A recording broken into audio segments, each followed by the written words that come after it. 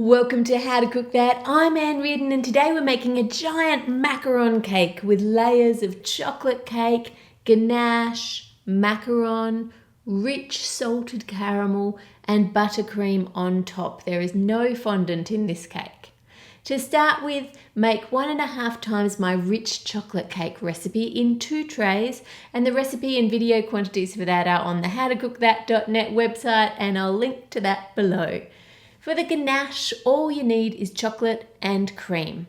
Pour the cream over the top of the chocolate and microwave that for 30 seconds, stir and 30 seconds stir until it is smooth and glossy and yummy, and then leave that to cool to room temperature.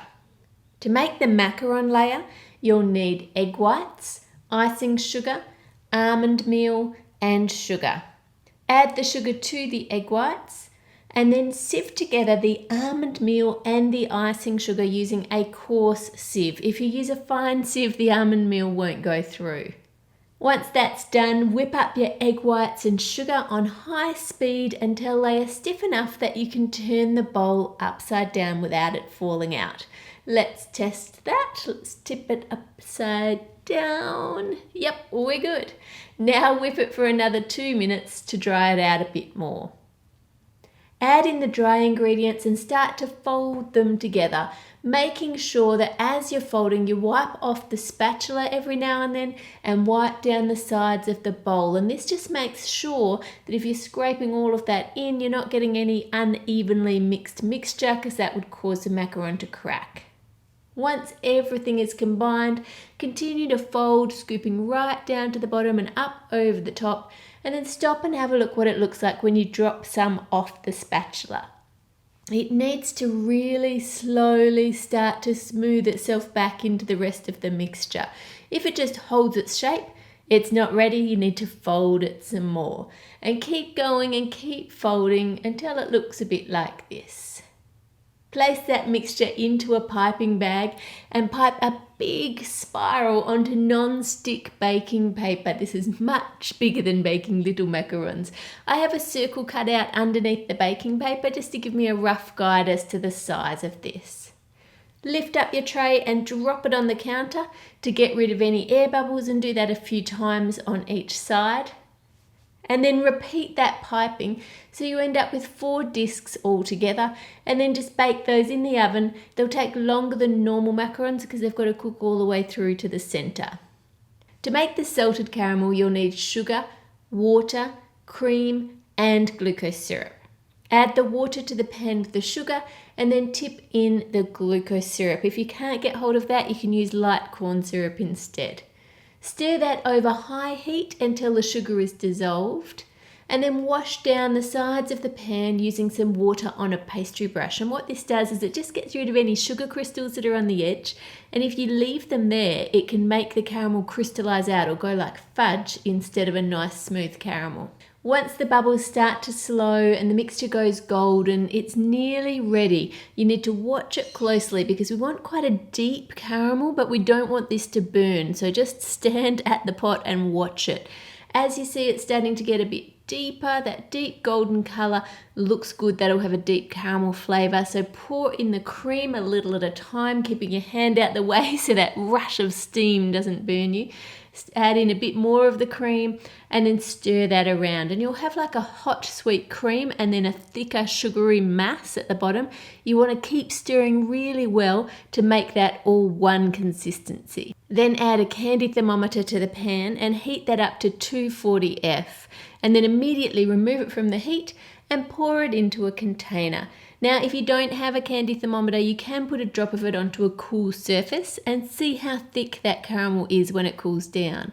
After stirring the cream through though, it took only about 30 seconds for it to get up to 240 F, so you should be able to just eyeball it and just use it without the thermometer.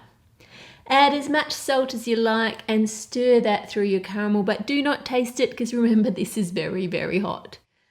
Make up 1 batch of vanilla buttercream and add some gel colour to make it the shade that you want your macaron to be. And again, the recipe for that is on the howtocookthat.net website, and there's videos showing how to make buttercream in all different flavours there. Once your cakes are cooled, level off the tops to make them nice and even, and then out of each layer, you want to cut out an 8-inch circle and a 6-inch circle of cake. Smear some ganache onto a cake stand or a plate to stop the cake from slipping, and then add a 6-inch layer of cake.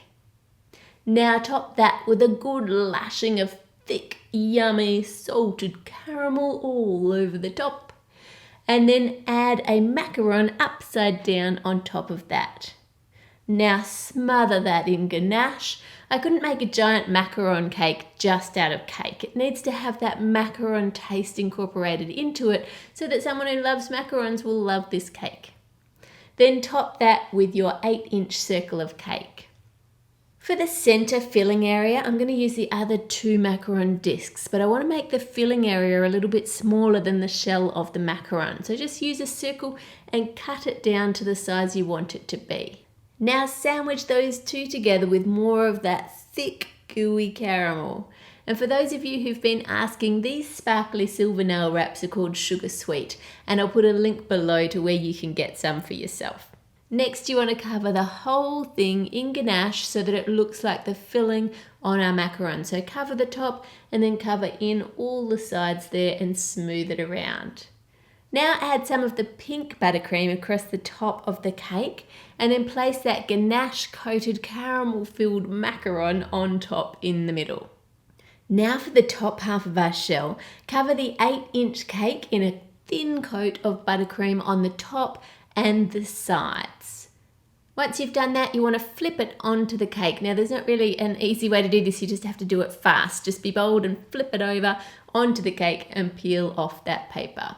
Take your macaron, turn it upside down and add ganache all over it and place that onto the cake.